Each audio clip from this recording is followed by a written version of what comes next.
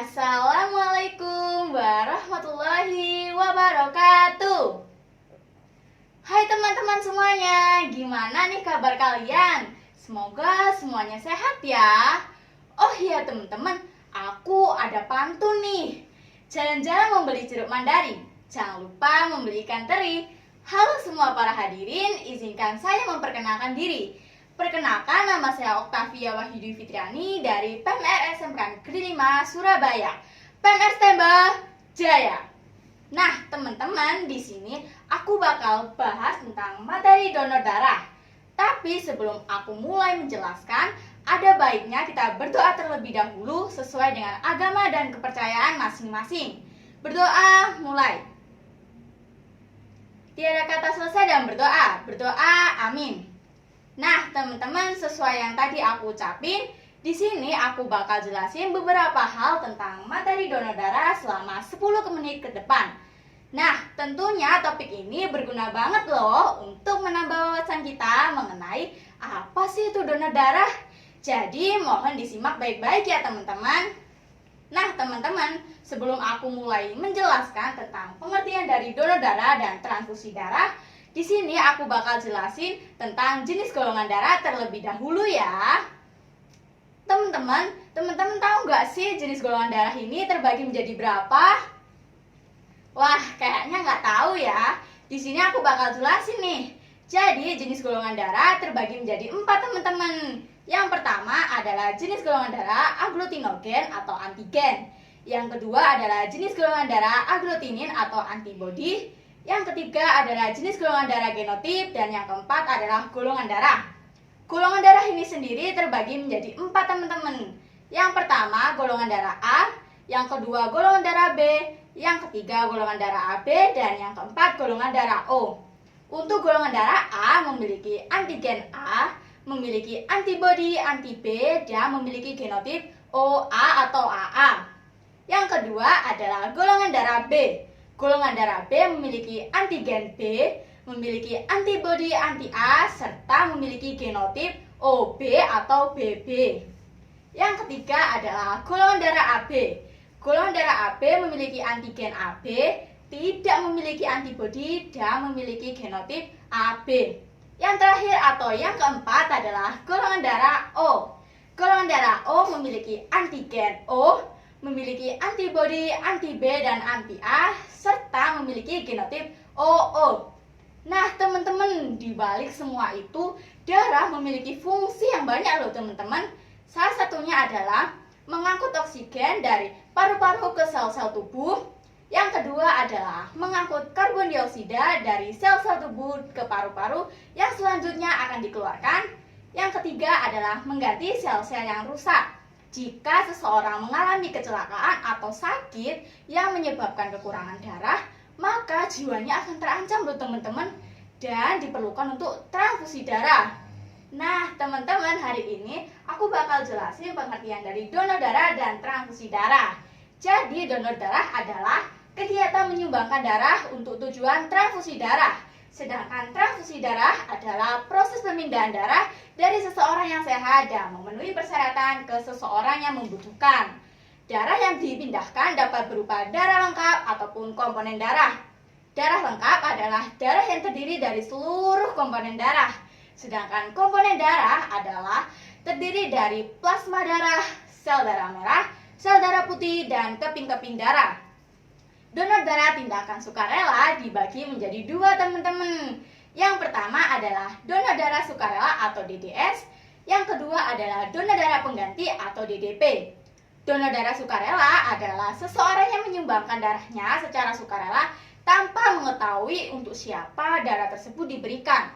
Sedangkan untuk donor darah pengganti adalah seseorang yang dimintai untuk mendonorkan darahnya dan dia tahu untuk siapa darah tersebut diberikan. Ingat teman-teman, darah yang diambil harus mengalami pengujian agar menghindari penyakit yang menular seperti HIV atau AIDS, hepatitis, dan sifilis. Selanjutnya, darah tersebut akan disimpan untuk menunggu digunakan. Wah, kayaknya teman-teman di sini udah pada loyo dan bosen ya. Aku ada yel-yel nih biar teman-teman makin semangat dan makin fresh. Oke, dengerin ya. 1, 2, 2, 3. Ayo semua kita bersama mendonor darah untuk sesama. Ambil darahku, ambil darahmu, kita peduli untuk mengabdi. Kawan-kawan, yuk donor darah, sehatkan kita, selamatkan nyawa. Kawan-kawan, yuk donor darah, sehatkan kita, selamatkan nyawa. Wah, seru bukan nih teman-teman? Gimana kalau kita lanjutkan materi selanjutnya? Nah, teman-teman, kalau kita ingin donor darah, kita harus tahu loh apa aja sih persyaratan yang harus kita penuhi. Nah, di sini aku bakal bantu jelasin tentang apa aja sih persyaratan yang harus kita penuhi sebagai calon pendonor darah. Yang pertama adalah wanita atau lelaki yang berusia 17 sampai 60 tahun. Yang kedua, sehat jasmani maupun rohani menurut pemeriksaan dokter. Yang ketiga, berat badan minimal 45 kg. Yang keempat, kadar hemoglobin minimal 12,5 gram per desiliter. Yang kelima, tekanan darah sistolik 100 sampai 180 mm hemoglobin dan tekanan darah diastolik 50 sampai 100 mm hemoglobin. Yang keenam, tidak memiliki penyakit yang beresiko tinggi seperti HIV atau AIDS, hepatitis, sifilis, kanker, jantung, paru-paru, penyakit kronis, kencing manis, dan masih banyak lagi. Yang ketujuh, bagi wanita yang sedang mengalami haid, ibu menyusui atau ibu hamil tidak diperkenankan untuk mendonorkan darahnya. Nah, teman-teman, di balik persyaratan tadi pastinya donor darah itu punya manfaat loh. Nah, di sini aku bakal sebutin apa aja sih manfaat dari donor darah. Nah, teman-teman, jadi manfaat dari donor darah adalah yang pertama, mendapat kepuasan batin karena darah yang telah disumbangkan dapat menyelamatkan nyawa seseorang. Yang kedua, kondisi kesehatan akan terpantau karena kondisi kesehatan akan diperiksa secara teratur. Yang ketiga, membuat tubuh menjadi lebih sehat karena saat kita mendonorkan darah, tubuh kita memproduksi darah baru. Yang keempat, dapat bergabung dalam organisasi PMI untuk menambah relasi atau teman dan dapat bergabung dalam kegiatan kemanusiaan lainnya. Yang kelima, meningkatnya jumlah DDS dapat meningkatkan nilai-nilai kesetiakawanan dan kepedulian sosial. Nah, teman-teman, dari yang aku sudah sebutin manfaat tadi, pastinya teman-teman pingin kan untuk mendonorkan darah? Eits, tapi tunggu teman-teman, sebelum kita donor darah, kita harus tahu dulu nih, gimana sih tata caranya? Nah, teman-teman, di sini aku bakal jelasin tata cara untuk jadi calon donor darah. Yang pertama, calon donor datang ke pihak unit transfusi darah atau UTD. Yang kedua, calon donor akan mengisi formulir yang berisi tentang identitas dan riwayat kesehatan. Yang ketiga, petugas kesehatan akan mengambil darah kita. Nah, jika kesehatan kita telah memenuhi persyaratan yang telah ditentukan, maka asisten transfusi darah atau ATD yang terampil dan berpengalaman akan mengambil darah kita dengan cepat, kurang lebih 10 menit. Dan aman dong. Yang kelima, pendonor darah akan mendapatkan kartu anggota donor. Nah, kartu ini berguna banget loh untuk membuktikan bahwa calon donor telah mendonorkan darahnya. Wah, pasti teman-teman di sini udah pengen kan untuk donor darah. Tapi sayangnya di sini waktunya sudah hampir habis. Jadi kesimpulan yang dapat kita ambil ialah tingkatkan kesadaran akan kepedulian sosial. Salah satu caranya dengan mendonorkan darah yang kita punya dapat menyelamatkan nyawa seseorang.